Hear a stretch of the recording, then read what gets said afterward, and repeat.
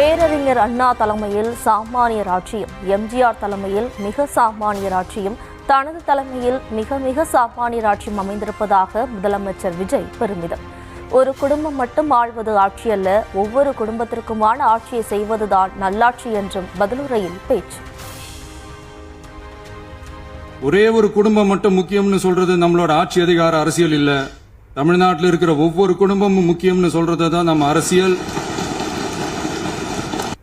1967 முன்னாள் முதல்வர் மாண்புமிகு அறிஞர் அண்ணா அவர்கள் தலைமையில் அமைஞ்ச சாமானியர்களோட ஆட்சி மாதிரி 1977 முன்னாள் முதல்வர் மாண்புமிகு புரட்சித் தலைவர் எம்ஜிஆர் அவர்கள் தலைமையில் அமைஞ்ச மிக சாமானியர்களோட ஆட்சி மாதிரி இதோ இன்னைக்கு அதே வரிசையில 2026 சட்டமன்ற தேர்தலில் இந்த விஜயோட தோழர்கள் இடம்பெற்ற ஒரு மிக மிக சாமானியர்களின் ஆட்சி அமைஞ்சிருக்கு.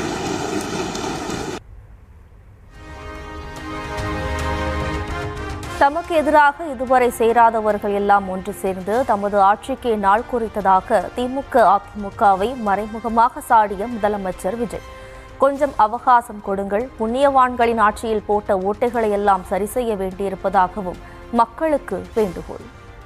இந்த மாபெரும் சபையிலிருந்து கேட்கிற மக்களே, நமக்கு கொஞ்சம் அவகாசம் கொடுங்க. இதுக்கு முன்னாடி அதாவது 2017 கடைசியில இருந்து 2026 ஏப்ரல் வரைக்கும் இருந்த புண்ணியவான்கள் ஆட்சியில ஒவ்வொரு டிபார்ட்மெண்ட்லயும் போட்ட ஏராளமான ஓட்டைகளை அடைச்சிக்கிட்டே படிப்படியா மக்களுக்கு நல்லதையும் செஞ்சுக்கிட்டே வருவோம்.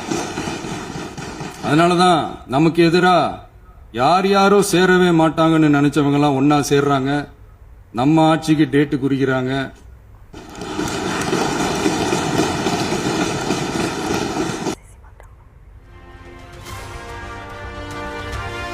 மக்கள் பணி செய்ய தெரிந்த அளவுக்கு தங்களுக்கு மக்கள் பணத்தை சுருட்ட தெரியாது என முதலமைச்சர் விஜய் பேச்சு. பதவி உயர்வு, பணியிட மாற்றம், புதிய பணிகளை உருவாக்க தெரியுமே தவிர அதை பணத்திற்கு விற்க தெரியாது என்றும் விமர்சனம். இவங்க சொல்றாங்க நமக்கு ஆட்சி செய்ய தெரியாதுன்னு, நம்ம அமைச்சர்களுக்கும் நம்ம சட்டமன்ற உறுப்பினர்களுக்கும் ஒன்னும் தெரியாதுன்னு. ஆமாங்க, எங்களுக்கு தெரியாதுதான். எங்க சட்டமன்ற உறுப்பினர்களுக்கும் அமைச்சர்களுக்கும் மக்கள் பணி செய்ய தெரிஞ்ச அளவுக்கு மக்கள் பணத்தை சுருட்ட தெரியாதுதான்.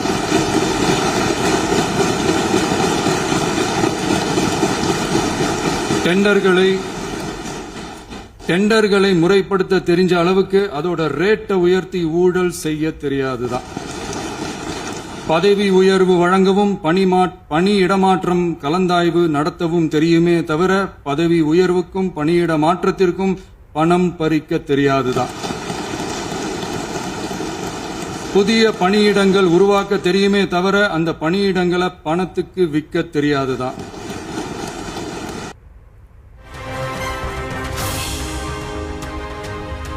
கடந்த கால நிர்வாக குளறுபடிகள் வேண்டுமென்றே சிலர் செய்யும் செயல்களால் பின்பற்று ஏற்படுவதாக முதலமைச்சர் விஜய் விளக்கம்.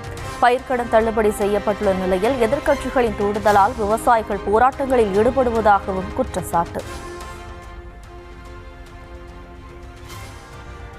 தமிழ்நாடு மின்மிகை மாநிலமாக இருந்தாலும் கடந்த காலங்களில் ஏற்பட்ட நிர்வாக குளறுபடிகளும் மின்சார சாதனங்கள் மற்றும் மின் மாற்றிகளில் ஏற்படும் பழுதாலும் வேண்டுமென்றே சிலரின் நடவடிக்கைகளாலும் இந்த மின்வெட்டிற்கு காரணமாக உள்ளது. நம்ம விவசாயிகள் எல்லாரும் நம்மளை நல்லா புரிஞ்சுக்கிட்டு தமிழக வெற்றி கழகத்தை ஏத்துக்கிட்டாலும் எதிர்கட்சிகளோட தூண்டுதலால சில இடங்கள்ல சில போராட்டங்கள் நடக்குது. எதிர்கட்சிகள் என்னதான் சித்து வேலை செஞ்சாலும் விவசாய பெருமக்கள் எல்லாரும் நம்ம ஆட்சி அவங்களுக்கான ஆட்சி தான் நல்லா புரிஞ்சுதான் வச்சிருக்கிறாங்க.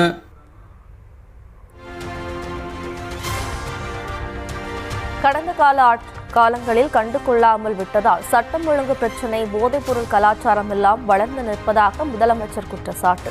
டிஜிபியை நியமிக்காமல் ஆட்சி செய்தவர்கள் தற்போது அக்கறையாக சொல்வது போல் அவதூறாக பேசி வருவதாகவும் பாய்ச்சு. இன்னைக்கு எதிர்கட்சிக்காரங்க அதை பத்தி கேட்கும் போது எனக்கு அது அக்கறையா தெரியல, அவதூறு அரசியலா தான் தெரியுது, பழி போட்ட அரசியலா தான் தெரியுது.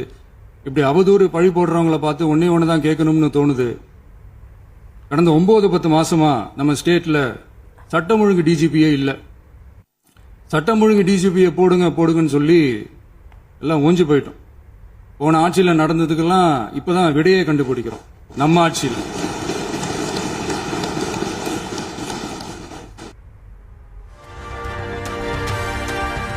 பார்ட்டி ஃபண்ட் என்ற பெயரில் டாஸ்மாகிலிருந்து அடித்த கொள்ளை பணத்தை எல்லாம் கஜானாவுக்கு சேர்த்து வருவதாக முதலமைச்சர் பேச்சு. ஊழல்தான் நிர்வாகத்திறன் என்றால் அந்த திறன் தங்களுக்கு இல்லை என்றும், ஊழல் பணத்தை தொடவும் மாட்டோம், தொட்டால் விடவும் மாட்டோம் என்றும் அதிரடி.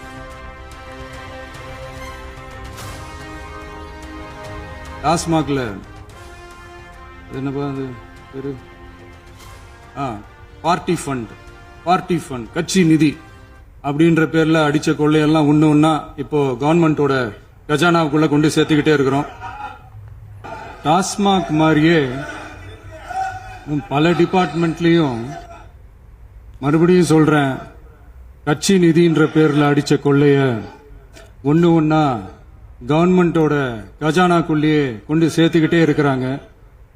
இப்பவும் சொல்றேன், மக்கள் பணத்திலிருந்து ஒரு பைசா கூட தொடமாட்டோம், தொடவும் விடமாட்டோம், தொட்டா விடமாட்டோம், இதுக்கு முன்னாடி தொட்டவங்களையும் விடமாட்டோம்.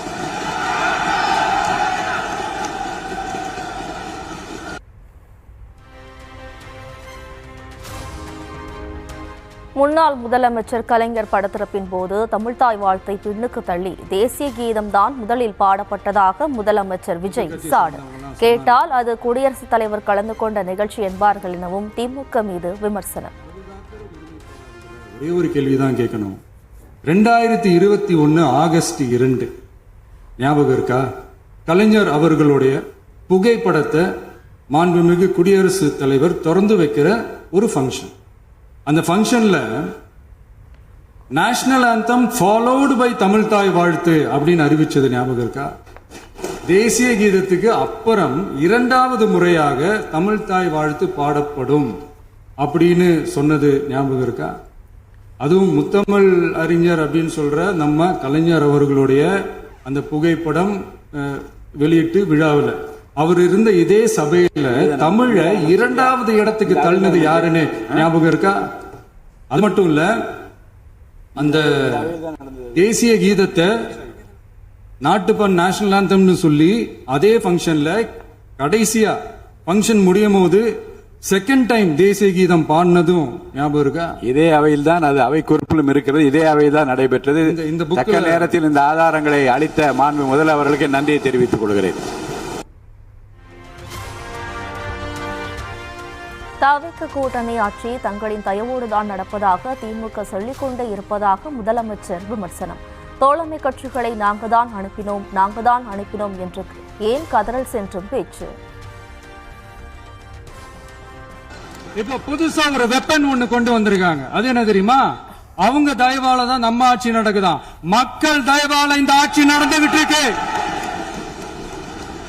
மனசாட்சி உள்ள சக்திகளோட ஆதரவால இந்த ஆட்சி நடந்துகிட்டு இருக்கு. நாங்க தான் அனுப்பி வச்சோம் அப்படின்றாங்களே. அனுப்பி வச்சவங்களுக்கு மினிஸ்ட்ரியில இடம் கொடுத்தா ஏன் கதறீங்க? ஏன் இவ்வளவு கோபம்? ஏன் இவ்வளவு கதறல்ஸ்? இதுல இன்னொரு முக்கியமான விஷயம், மார்க்சிஸ்ட் கம்யூனிஸ்ட் கட்சி நமக்கு ஆதரவு கொடுத்தது சுயேட்சையா எடுத்த முடிவுன்னு சொல்றாங்க. அதே மாதிரி இந்திய கம்யூனிஸ்ட் கட்சி நமக்கு ஆதரவு கொடுத்தது சுயேட்சையா எடுத்த முடிவுன்னு சொல்றாங்க. இதுல எங்க இருந்து நாங்க தான் அனுப்பி வச்சோம்னா புரியல, மக்களுக்கு நல்லா புரியும். தவிக ஆட்சி ஈவில்ஸ் என டிவில்ஸ் கூறக்கூடாது என திமுகவை கடுமையாக விமர்சித்த முதலமைச்சர் விஜய்.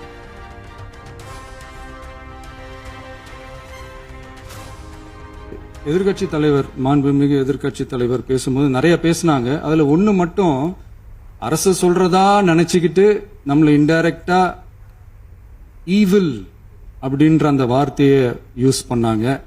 எனக்கு ஒண்ணுதான் சொல்லணும்னு தோணுது. ஈவில்ஸ்னு டெவில்ஸ் பேசக்கூடாது.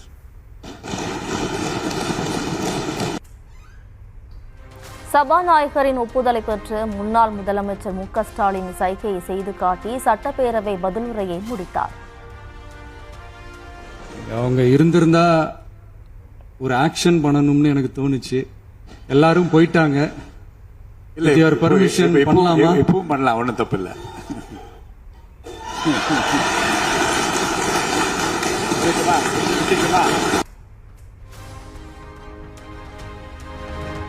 பார்ட்டி ஃபண்ட் குறித்த முதலமைச்சரின் பேச்சுக்கு திமுக எம்எல்ஏக்கள் கடும் எதிர்ப்பு.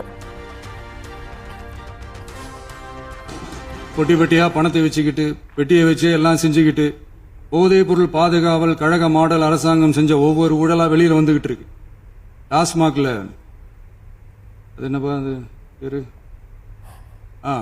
பார்ட்டி ஃபண்ட் கட்சி நிதி அப்படின்ற பேர்ல அடிச்ச கொள்ளையெல்லாம் ஒண்ணா இப்போ கவர்மெண்டோட கஜானாவுக்குள்ள கொண்டு சேர்த்துக்கிட்டே இருக்கிறோம். எதிர்க்கட்சித் தலைவர் உதயநிதிக்கு பேச வாய்ப்பு வழங்க கோரி அமளியில் ஈடுபட்டதால் ஆளுங்கட்சி எதிர்க்கட்சி உறுப்பினர்கள் எழுந்து நின்று கூச்சல். பேச அனுமதி.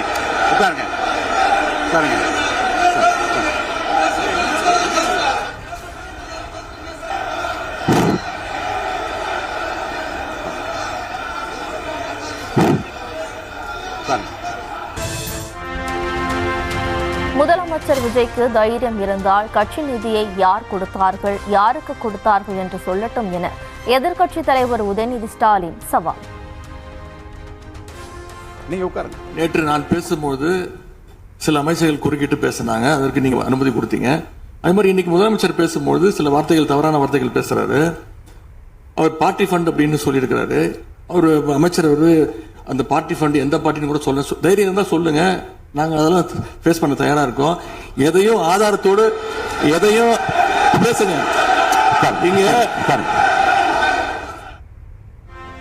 அவை முடிந்ததாக சபாநாயகர் கூறிய பின் வீட்டிற்கு போய் பார்த்தால் டிவியில் அமைச்சர் பேசிக் கொண்டிருப்பதாகவும் சாடம். பேரவைத் தலைவர் அவர்களே, நேற்று நான் பேசி முடிஞ்சோடனே நீங்க அவை முடிஞ்சிருச்சுன்னு சொல்லிட்டீங்க. நாங்கெல்லாம் வீட்டுக்கு போயிட்டோம். வீட்டுக்கு போய் டிவி போட்டு பார்த்தா அங்க இன்னொரு அமைச்சர் இன்னும் பதில் சொல்லிட்டே இருந்திருக்கிறாரு. அதற்கெல்லாம் நாங்க இப்ப என்ன பதில் இது, என்ன மரபு இது? நீங்க இப்ப பேசிக்கிட்டே இருப்பீங்களா? நாங்க பார்த்துக்கிட்டே இருக்கணுமா?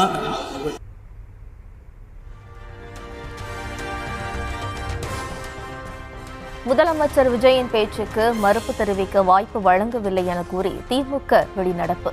ஸ்கிரிப்டில் உள்ள வசனத்தை அப்படியே படித்துவிட்டு சட்டமன்றத்தையே ஷூட்டிங் ஸ்பாட்டாக முதலமைச்சர் மாற்றிவிட்டதாக உதயநிதி ஸ்டாலின் விமர்சனம்.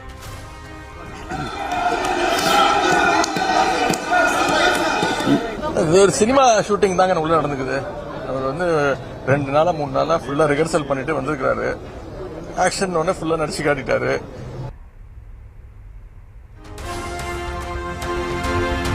சட்டப்பேரவை ஷூட்டிங் ஸ்பாட்டாக முதலமைச்சர் மாற்றிவிட்டதாக உதயநிதி ஸ்டாலின் விமர்சனம். 40 நாட்களாக காவல்துறை என்ன செய்து கொண்டிருக்கிறது என்பதுதான் தங்கள் கேள்வி எனவும் பேட்டி. Audio launch function, trailer launch ஃபங்க்ஷன்லாம் இதுதான் அவருடைய பாணி. அதைத்தான் இங்கேயும் அவர் கடைப்பிடிக்கிறாரு. சொல்லப்போனா சட்டமன்றத்தை கிட்டத்தட்ட ஒரு சினிமா தியேட்டர் மாதிரி ஆக்கிட்டாங்க. இன்னைக்கு விசில்லாம் அடிக்க ஆரம்பிச்சிட்டாங்க. ஸ்பீக்கர் அனுமதி வாங்கி ஆக்ஷன் பண்ணலாமான்னு கேட்கிறாரு. ஸ்பீக்கர் ஆக்ஷன் அப்படின்றாரு. இனிமே முதலமைச்சர் இங்க ஃபுல் கேரவேன்லாம் வந்துடும் நினைக்கிறேன். கேரவேன், மேக்கப், ஸ்டண்ட் மாஸ்டர் எல்லாம் வந்துருவாங்கன்னு நினைக்கிறேன். இது சட்டமன்றத்தை கிட்டத்தட்ட ஒரு ஷூட்டிங் ஸ்பாட்டா மாத்திட்டு. செங்கல்பட்டு கோட்டில் கணவனை தேடும் மனைவி கதை எல்லாம் தமிழ்நாட்டிற்கே தெரியும் என உதயநிதி ஸ்டாலின் பதிவு. சட்டப்பேரவையில் அப்பாவை காணவில்லை என முதலமைச்சர் விஜய் கூறிய குட்டிக்கதைக்கு பதிலடி. கட்சி நிதி குறித்து முதலமைச்சர் பேச தொடங்கியவுடன் திமுகவினருக்கு ஏன் பயம் என அமைச்சர் நிர்மல்குமார் கேள்வி. முன்னாள் நிதியமைச்சர் தொடர்புடைய 30,000 கோடி ரூபாய் ஆடியோவை சுட்டிக்காட்டி அது கட்சி நிதி இல்லையா எனவும் வினா. லைவ் இருக்கிறப்பே பார்ட்டி ஃபண்டுன்னு சொன்ன உடனே என்ன திமுகவுக்கு என்ன பயம்னு தெரியல. உடனே எழுந்து நின்று அவர்கள் முதல்வர் பேசப்படாமல் தடுக்க முயற்சி செய்தனால் அதற்கப்புறமும் அவரால் உள்ளே இருக்க முடியாமல், இந்த திருடனுக்கு தேல் கொட்டின மாதிரி இருக்க முடியாமல் சட்டசபையிலிருந்து வெளிநடப்பு செய்தனர். 30,000 கோடியாக அவருடைய ஆடியோ வெளிவந்துச்சு. அந்த ஆடியோ சம்பந்தமாக உண்மைத்தன்மை ஆராய அவர் திரு பிடிஆர் அவர்கிட்ட போய் கேளுங்க. உண்மைத்தன்மை ஆராய ஒரு குழு அமைத்து நம்ம வழக்கு பதிவு செய்தால் அவருக்கு ஓகேன்னு கேளுங்க. அந்த 30,000 கோடி எங்கிருந்து போச்சு, பார்ட்டி ஃபண்டா என்னன்னு கேளுங்க. சட்டப்பேரவையில் முதலமைச்சர் விஜய் திமுகவை விமர்சித்த போது ரசித்து கேட்ட இபிஎஸ். கட்சி நிதி குறித்து பேசிய போதும் ஸ்டாலின் கிண்டல் செய்து குட்டிக்கதை கூறிய போதும் சுவாரஸ்யம். ஒரு ஊர்ல ஒரு பெரியவர் வெயில் ரொம்ப ஜாஸ்தியா இருக்குன்னு சொல்லிட்டு கண்ணுக்கு மேல கை வச்சுக்கிட்டு இப்படி சுத்தி முத்தி தேடிக்கிட்டு இருந்தாராம். அப்ப கூட இருந்த ஒரு சின்ன பையன் என்ன தேடுறீங்க அப்படின்னு கேட்டானா. அதுக்கு அந்த பெரியவர் சொன்னாரா, அது ஒண்ணு இல்ல தம்பி, உங்க அப்பா இங்கதான் இருப்பாருன்னு சொன்னாங்க, அதான் தேடிக்கிட்டு இருக்கேன், எங்க உங்க அப்பாவையா காணோம்.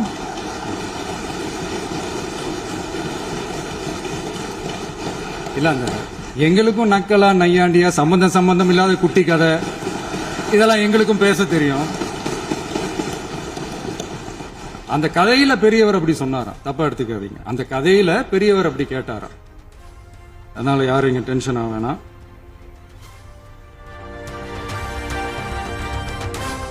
நீட் நுழைவுத் தேர்வுக்கு எதிராக சென்னை சைதாப்பேட்டையில் திமுக மாணவர் அணி சார்பில் போராட்டம். ஹிந்தி சமஸ்கிருதத்தை திணிக்கும் மத்திய பாஜக அரசுக்கு எதிராக முதலமைச்சர் விஜய் வாய் திறக்காதது ஏன் எனவும் முழக்கம்.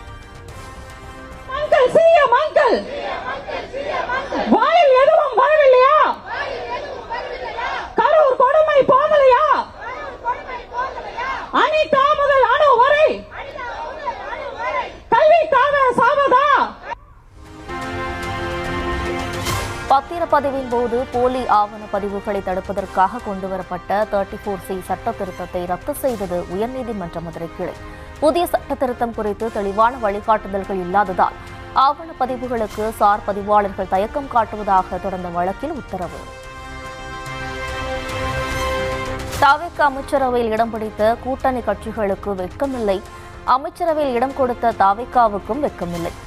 திமுக கூட்டணி கட்சிகளின் தயவால் ஆட்சியை பிடித்துவிட்டு முதலமைச்சர் பேசிக் கொண்டிருப்பதாக திமுக துணை பொதுச் செயலாளர் ஆ. ராசா சாடல். நான் கேட்கிறேன், தமிழ்நாட்டுடைய முதலமைச்சராக ஆகிவிட்டீர்கள், எப்படி ஆனீர்கள்? இப்போது விளக்கம் சொல்லிக் கொண்டிருக்கிறீர்கள். எங்களால் தேர்ந்தெடுக்கப்பட்ட, எங்கள் கூட்டணியிலே தேர்ந்தெடுக்கப்பட்ட சட்டமன்ற உறுப்பினர்களை அனுப்பி வைத்தோம், ஆட்சி பொறுப்பிற்கு வந்தீர்கள் சொன்னீர்கள். அதற்கு இவர் பதில் சொல்லிக் கொண்டிருக்கிறார், நாங்கள் அவர்களை அமைச்சர்களாக ஆக்கியிருக்கிறோம் என்று சொல்கிறார். அமைச்சர்களாக ஆக்குவதற்கு உங்களுக்கு வெட்கமில்லை, அமைச்சரை பொறுப்பை ஏற்றிருக்கின்ற அந்த கட்சிகளுக்கு வெட்கமில்லை. ரெண்டு பேருக்கு அரசியலில் வெட்கமில்லாத 2 பேர் சேர்ந்து கொண்டு நாங்கள் ஆட்சியை நடத்துகிறோம் என்றால் நாங்கள் ஏன் வருத்தப்பட வேண்டும்? அரசு பள்ளிகளில் காலியாக உள்ள 18,107 ஆசிரியர் பணியிடங்களை உடனடியாக நிரப்புமாறு பாமக தலைவர் அன்புமணி வலியுறுத்தல். ஒட்டுமொத்தமாக 34,000 ஆசிரியர் பணியிடங்களை காலியாக வைத்துக் கொண்டு தரமான கல்வியை எவ்வாறு வழங்க முடியும் எனவும் கேள்வி. ஓசூர் அருகே உள்ள கெலவரப்பள்ளி அணைக்கு நீர்வரத்து 1,488 கன அடியாக அதிகரிப்பு. ரசாயன ஆலை கழிவுகள் கலப்பதால் பனிப்பாறைகள் போல் அணை நீரில் பொங்கி எழும் நுரை.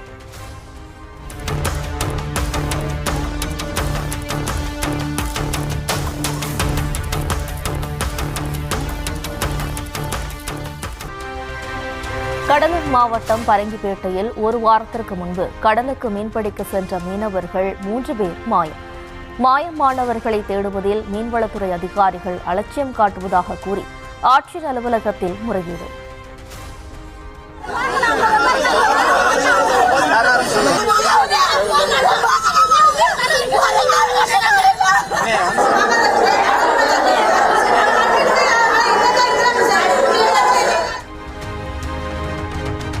ராணிப்பேட்டை மாவட்டம் நெமிலியில் பயிர்க்கடனை முழுமையாக தள்ளுபடி செய்ய கோரிக்கை.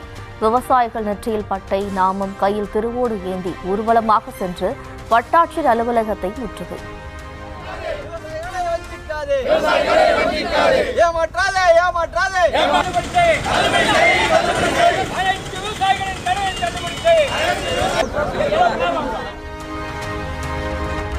ராமநாதபுரம் மாவட்டம் தீயனூரில் 4 வழி சாலை திட்டப்பணிக்காக 15 அடி ஆழம் வரை பள்ளம் தோண்டப்பட்டு அள்ளப்படும் மண் விவசாயம் பாதிக்கப்படுவதாக குற்றச்சாட்டு. தோண்டாதே தோண்டாதே அம்மாயை தோண்டாதே விவசாயத்தை பாதிக்கும் வகையில் செய்யாதே பாரம்பரிய விவசாயத்தை அழிக்காதே. கும்பகோணம் மாநகராட்சி மாமன்ற கூட்டத்தில் மேஜையில் மு.க. ஸ்டாலின் உருவப்படத்துடன் பங்கேற்ற திமுக உறுப்பினர்கள். கூட்ட அரங்கில் முன்னாள் முதலமைச்சர் உருவப்படம் மாட்டப்பட்டதை அடுத்து சமாதானம்.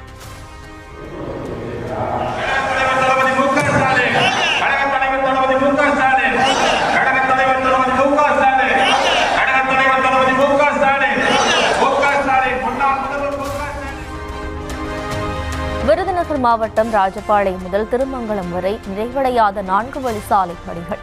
டோல்கேட் அமைத்து கட்டணம் வசூல் செய்யப்பட்டு வருவதை கண்டித்து வாடகை கார் ஓட்டுநர்கள் மற்றும் லாரி ஓட்டுநர்கள் ஆர்ப்பாட்டம்.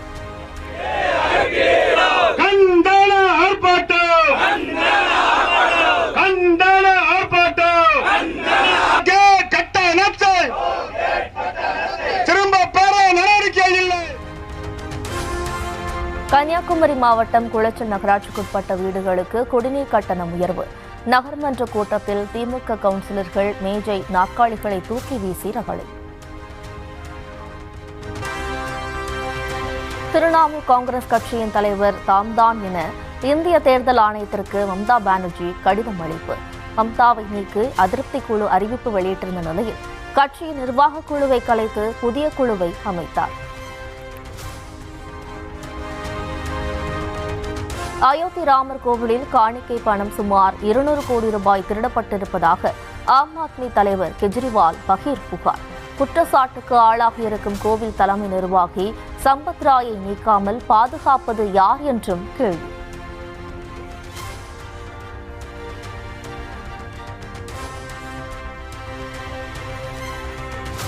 பெங்களூருவில் தாய் தந்தை தங்கையை குத்திக் கொன்ற மூத்த மகள் ஆண் நண்பருடன் தனியே வசித்து வந்ததை கண்டித்ததால் கொடூரம்.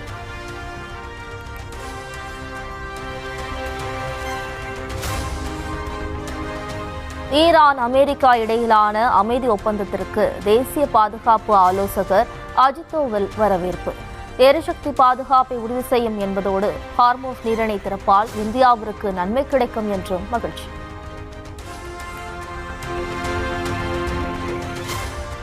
இறுதி வடிவம் பெறும் வரலாற்று முக்கியத்துவம் வாய்ந்த இந்திய அமெரிக்க வர்த்தக ஒப்பந்தம். அமெரிக்க பொருளாதார தூதர் கிர் தலைமையிலான குழு இந்தியா வந்து மத்திய அமைச்சர் பியூஷ் கோயலுடன் பேச்சுவார்த்தை.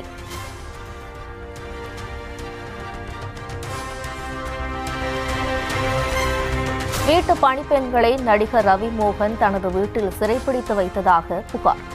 திருட்டு புகார் காரணமாக பிடித்து வைத்திருந்ததால் போலீசார் வந்து மீட்டு சென்றதாகவும் தகவல்.